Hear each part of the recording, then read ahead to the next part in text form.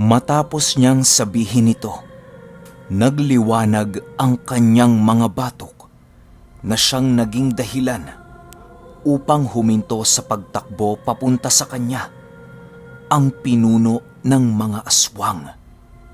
Nanlaki ang mga mata nito at natigilan dahil hindi ito makapaniwala sa kanyang mga nakita.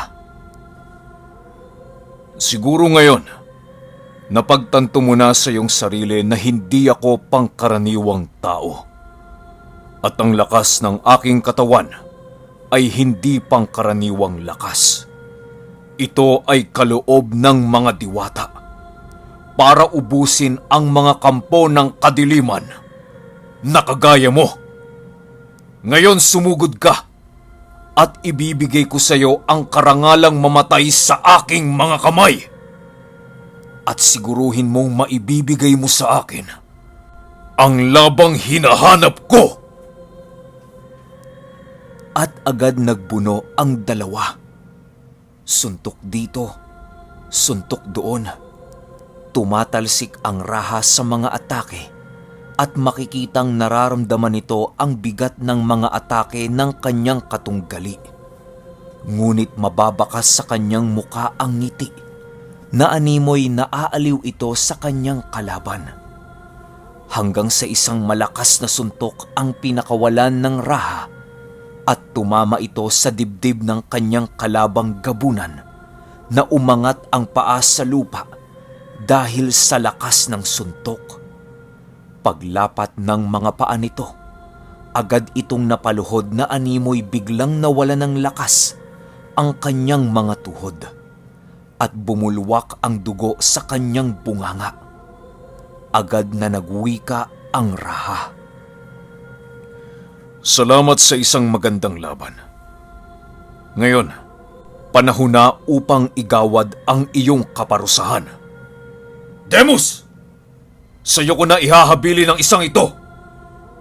Wika ng raha, sabay takbo sa iba pang naglalaban at nang makarating si Demus, kung saan nakaluhod ang nanghihinang pinuno ng mga aswang.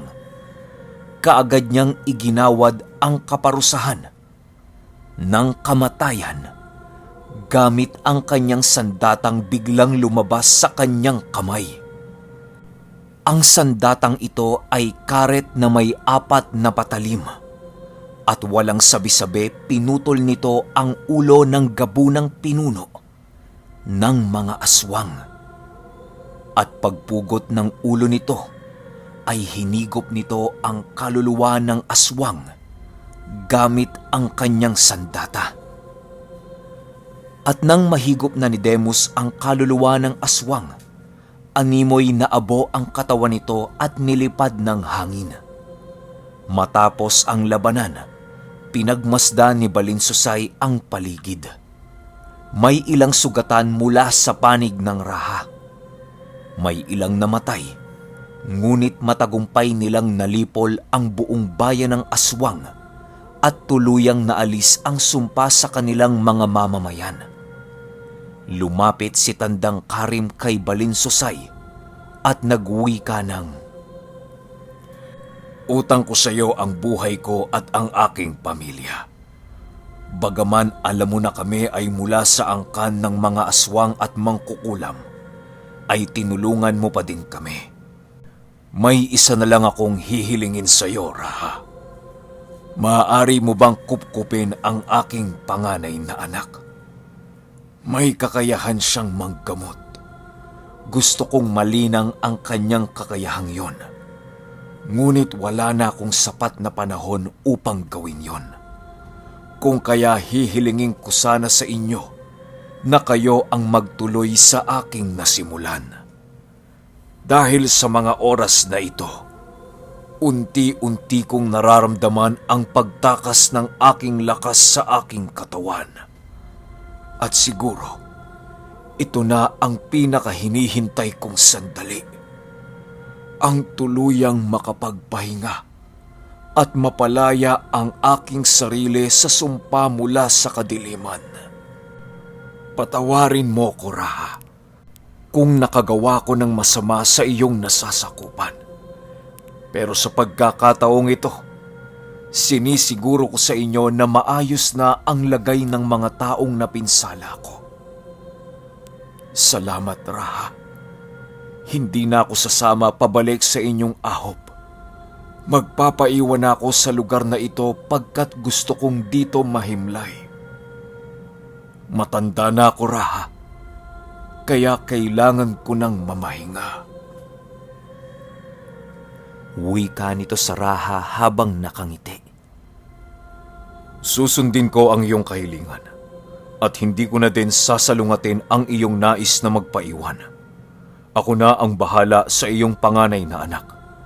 Makakaasa kang itataguyod ko siya at palalakihing isang mahusay na manggagamot sa ilalim ng pagsasanay ng lupon ng aking mga babaylan.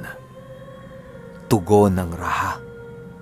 At matapos nilang mag-usap, laking gulat ni Balinsusay dahil biglang nagpatiwakal ang matanda gamit ang balaraw na nakasuksok sa kanyang bewang. Hindi na ito pinigilan ni Balinsusay dahil ito ang nais ng matanda. At agad silang nagbalik sa kanilang bayan, dala ang tagumpay ng paglipol sa isang buong baryo ng mga aswang.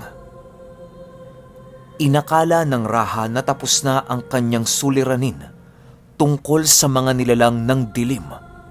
Ngunit ito ay isang malaking pagkakamali. May isang pagtitipong ginanap sa bahay ng Raha dahil sa tagumpay na nakamit nila sa pagsakop sa isang bayan. At habang nagsasaya ang lahat, may dumating na mga kawal at may kasama silang isang matandang babae. Sino ang matandang babaeng yan? At bakit niyo siya dinala dito? Tanong ng Raha sa kanyang mga kawal. Nakita po naming umaaligid siya sa labas ng bahay. Nang lapitan po namin siya, nakiusap po siya na dalhin daw namin siya sa inyo. Tugon ng isa sa mga kawal. Magsalita po kayo. Ano po ang kailangan ninyo? Tanong ng Raha. Ngunit sa halip na magsalita, kaagad itinuro ng matanda ang binatilyong si Salbog na nakatayo sa tabi ng Raha at nagsalita ito ng, Ikaw na mula sa angkan ng mga mambabarang ay hindi nabibilang sa mga taong ito. Darating ang panahon na ikaw ay babalik sa iyong pinagmulan at lilitaw ang likas mong kasamaan sa ayaw at sa gusto mo. nanlaki ang mga mata ng Raha dahil sa sinabi ng matanda. Nagulat ito dahil alam niya ang pagkatao ng batang si Salbog. Wala naman siyang pinagsasabihan ng tunay na pinagmula ni Salbog. Tanging siya lang at ang diwatang naghabilin sa kanya noon kay Salbog ang nakakaalam sa tunay na katauhan nito. Kung kaya, napatayo ang Raha at itinanong niya sa matanda kung bakit alam niya ang tungkol dito. Magsalita ka, tanda. Paano mong nalaman ang tungkol sa bagay na ito? Sino ang nagsabi sa iyo ng mga kaalamang ito? Takang tanong ng Raha. Sa palagay mo, paano ko malalaman ang mga bagay na ito, Raha? Iisa ang aming pinagmulan. Ang batang yan ay isang purong dugo ng dalawang mahuhusay na pinuno mula sa angkan ng mga mambabarang at manggagaway. Hindi ba kayo nagtataka kung bakit nakakapagpasunod siya ng mga hayop? Nililinlang lang kayo ng batang yan. Wika nito sabay tawa na parang nangungutya. May gulang na si Salbog at nasa kanya ang huling pagpapasya. Kaya siya na ang may kabatiran kung saan niya gagamitin ang kanyang kapangyarihan. Wika ng Raha at agad binaling ng matanda ang kanyang atensyon sa binatang si Salbog at nagwika ito ng, Ikaw, binata, kailangan ka ng iyong angkan. May tadhana kang dapat tugpain. At yon ay pamunuan ang iyong angkan sa ayaw at sa gusto mo. Babalik ako 10 ng iba sa ating mga kasama at kukunin ka namin.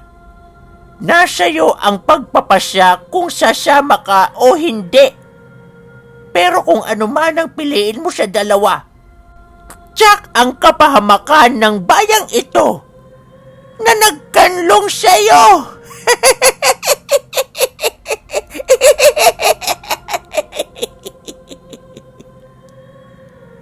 Wika nito, sabay tawa. Laking gulat ng lahat nang biglang nalusaw ang katawan ng matanda at naging mga kulisap ito na nagliparan papalayo. Raha, wala akong ibang pagpipilian kundi ang sundin ng nais ng matandang yon. Kailangan kong... Hindi na nito na ituloy ang sasabihin niya dahil agad na siyang sinawata ng Raha. Sa kahit saang panig ka man kumatig sa gagawin mong desisyon, Salbog, mapapahamak ang bayan. Kaya muli kitang tatanungin, magpapakaduwag ka ba? O sasama sa lahing pinagmulan mo? O magpapakatatag ka at maninindigan sa tuwid mong landas ngayong kasama mo ko upang ipagtanggol ang ating bayan, ang bayang nagkanlong sa'yo? Tanong ng Raha sa binata at tumugon ito ng, Patawad, Raha, nakapagdesisyon na ako. Tugon ni Salbog at agad tumakbo papalabas ng bahay. Akmang susundan pa sana ng babaylan si Salbog, ngunit pinigil ito ng Raha. Uray, huwag niyo nang sundan. Huwag niyo na siyang pigilan. Nakapagpasya na siya. Paghandaan na lamang natin ang pagsalakay ng mga kauri niya sa ating bayan. Kayong lahat na mga mandirigma ng ahop na ito, makinig kayo sa sasabihin ko. Hindi ko pa tiyak kung mapagtatagumpayan natin ang labang ito dahil ang mga kalaban natin ay may mataas na kaalaman sa itim na salamangka. Maging ang mga babaylan natin ay hindi ito kayang sawatahin. Ngunit hihiling ako sa inyo ang inyong katapatan at katapangan upang ipagtanggol ang ating nasasakupan. Maaasahan ko ba kayo? Wika ng Raha sa kanyang mga mandirigma. Raha, ang bayang ito ay tahanan namin. Marami ng dugo ang naibuhos sa lupaing ito dahil sa pagtatanggol namin dito laban sa mga mananakop. Wala kaming pakialam kahit demonyo pa ang aming makalaban. Ipagtatanggol namin ang lupaing ito hanggang may natitira pang hibla ng buhay sa aming mga kalamnan. Wika ng kanyang punong mandirigma. Maging kami, Raha, 10 ng lupon ng mga babaylan at mga asog sa ahop ninyo ay tutulong sa digmaang ito. Umasa kayong hindi kami aalis sa tabi ninyo. Wika naman ng punong babaylan.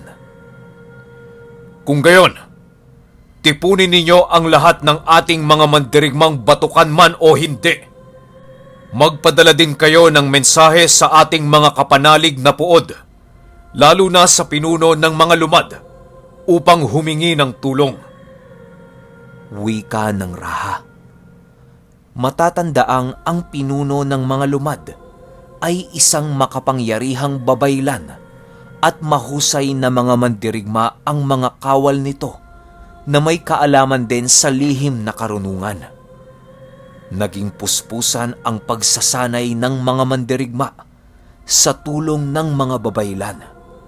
Tinuruan sila ng mga dasal na maaari nilang magamit upang kontrahin ang itim na salamangka ng kanilang magiging mga kalaban. Ipinahanap din ng Raha ang batang si Salbog ngunit walang sino man ang nakakita sa binata. Kapunuan, hindi po namin makita si Salbog.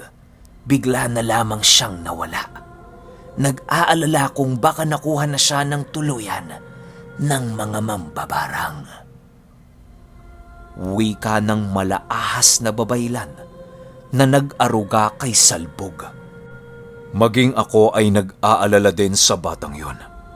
Subalit nauunawaan ko na nagpasya siyang lumayo upang ipagtanggol ang bayan kung saan siya lumaki. Tugon ng Raha.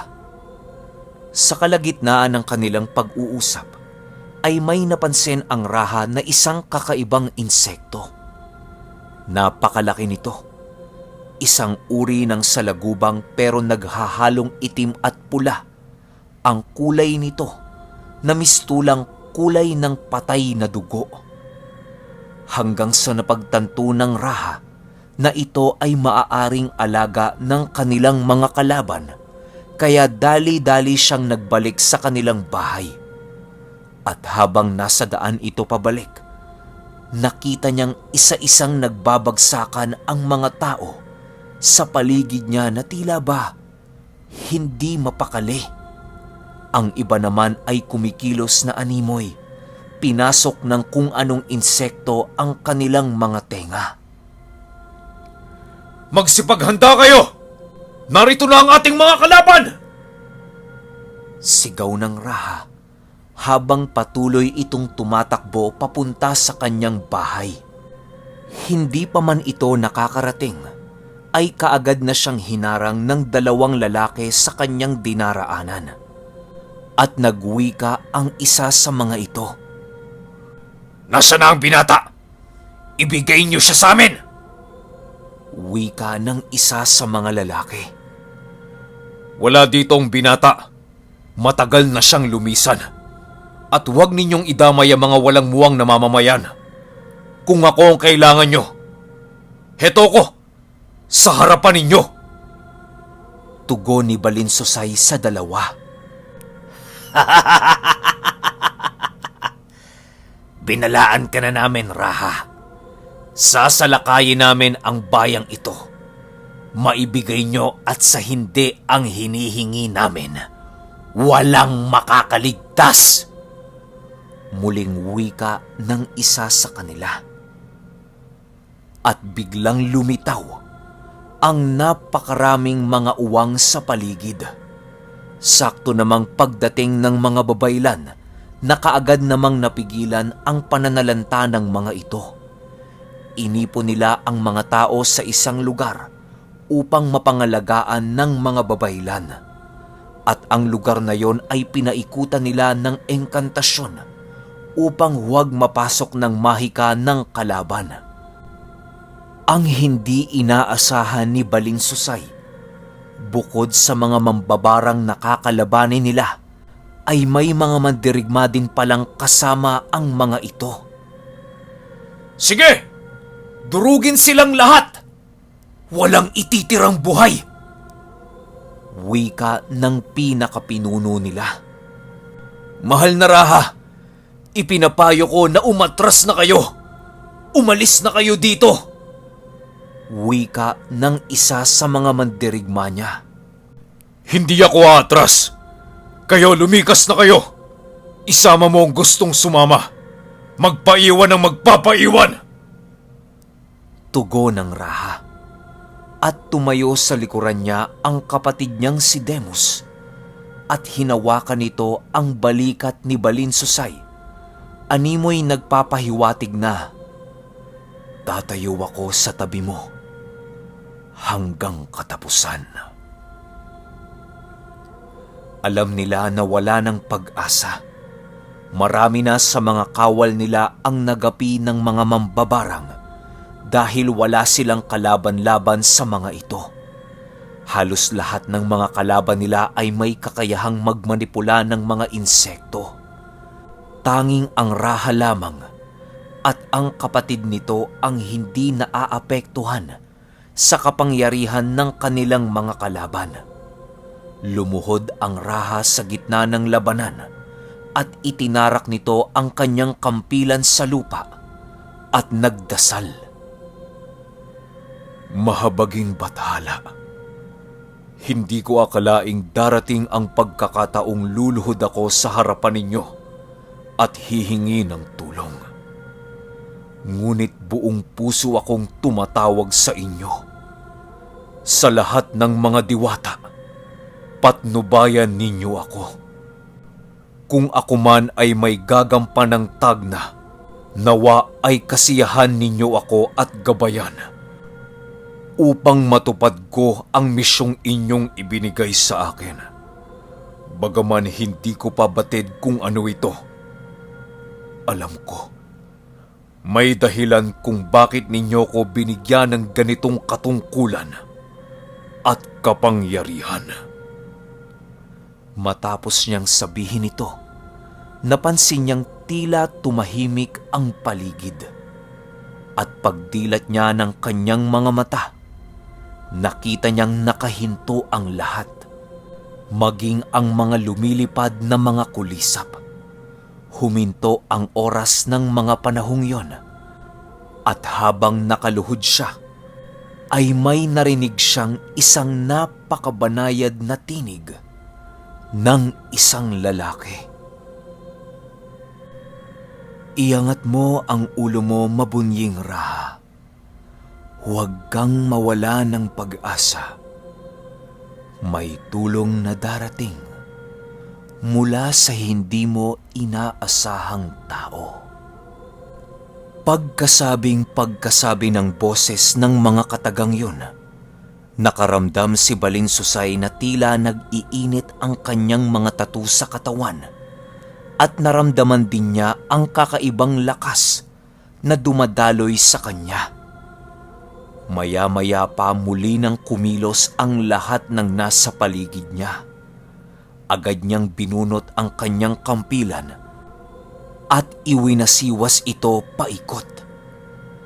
Ang bawat pagkumpas niya ay lumilikha ng malaipo-ipong hampas ng hangin, dahilan upang liparin papalayo ang mga insekto at iba pang mga nilalang.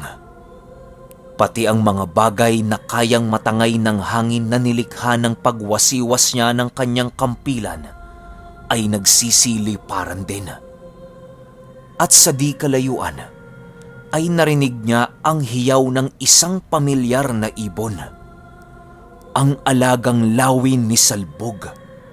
At kasabay ng paghiyaw ng ibon sa kalangitan ay ang paglapag ni Salbog sa kanilang harapan. Pagtayo nito, agad nagsalita ang binata. "Raha, alam kong hindi ako nagkamali ng pasya ko." Naghanda ang Raha dahil nag-amba si Salbog na sasalakayin nito ang Raha. Nakataas ang kamay ni Salbog na animoy tumatawag ng kung anong nilalang. At laking gulat ng Raha nang biglang naglitawan mula sa ilalim ng lupa ang dalawang malaahas na nilalang at napasambit na lamang ang Raha ng, "Mahabaging Bathala, ang kalyaw!" Inakala ni Balinsusay na katapusan na niya nung mga oras na yon, kaya ipinikit na lamang niya ang kanyang mga mata at hinintay ang pagsalakay ng dalawang halimaw.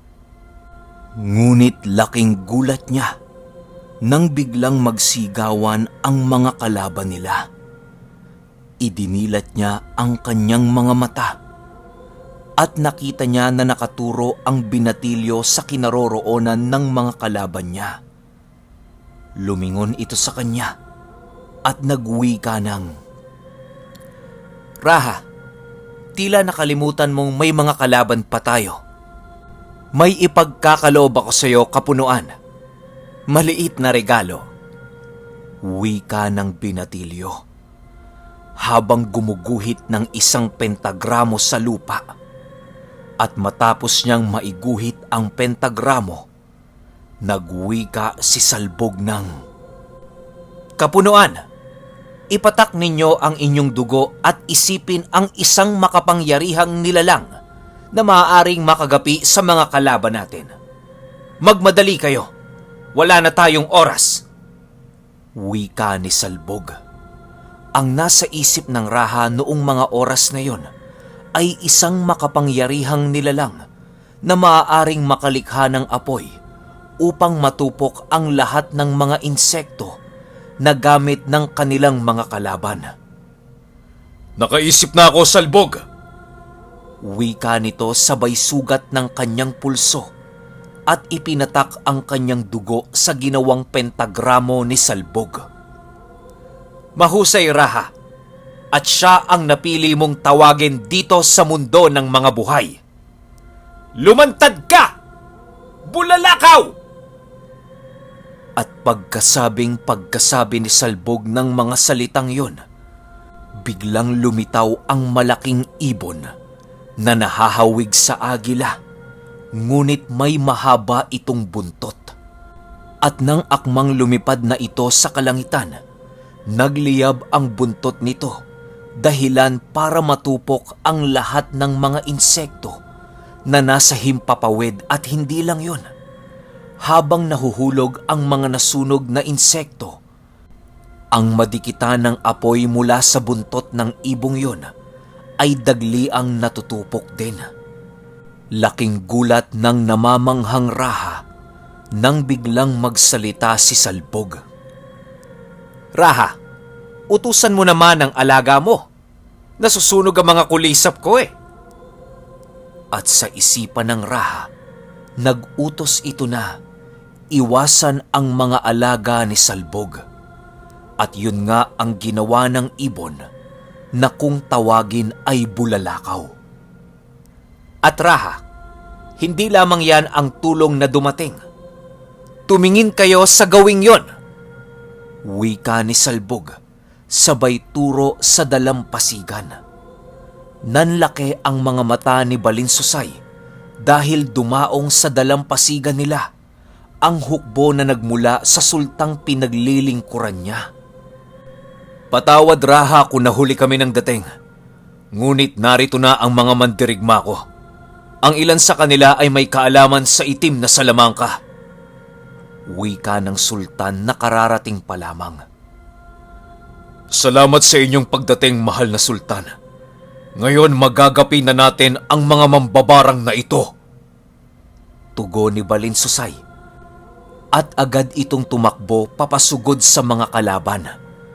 Kasama niyang sumugod ay ang sultan, si Demus, at ang binatilyong si Salbog. Habang papunta sila sa mga kalaban nila, nag-uusal si Salbog ng kung anong dasal at inihip niya ito sa kanyang kamao. At nang malapit na sila sa kanilang mga kalaban, isinuntok ito ni Salbog sa lupa. Laking gulat ng Raha at ng mga kasama nito na tila biglang nawala ang kapangyarihan ng mga mambabarang.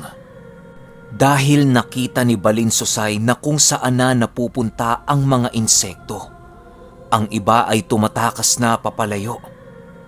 At ang mga naiwan na lamang ay yung mga insekto na alaga ni Salbog na pumoprotekta sa mga taong bayang sugatan. At isa-isang pinagtatagpas ni Raha Balinsusay ang mga ulo ng mga mambabarang. Hindi rin sila makatakbo dahil sa likod naman ng hanay ng mga mambabarang ay naroon ang dalawang kalyaw na naghihintay lamang na may lumapit sa kinaroroonan nila. At agad nila itong sinasakmal at nilulunok ng buo.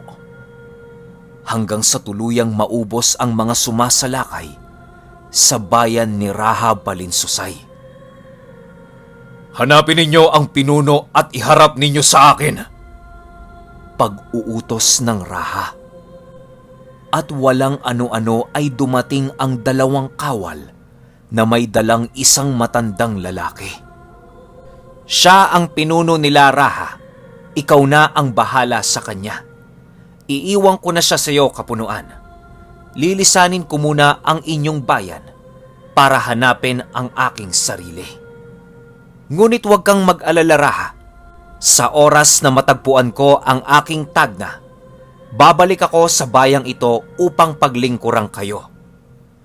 Wika ni Salbog, at bigla na lamang itong naging kumpol ng mga kulisap at naglaho sa harap ng lahat. At ang pinuno naman ng mga mambabarang nakauri ni Salbog ay pinugutan ng ulo ni Raha Balinsusay. Isa na namang pagsubok ang nalampasan ng Raha at alam niya na marami pa ang paparating. Ngunit masasabi niyang siya at ang kanyang bayan ay magiging handa. Okay, hanggang dito pa lang yung nasisend sa atin ni JR. So alam nyo na yung gagawin. Kulitin nyo si JR sa comment section. Pero habang wala pang Raha Balinsusay, gera na tayo sa Maranhig. Kita-kits.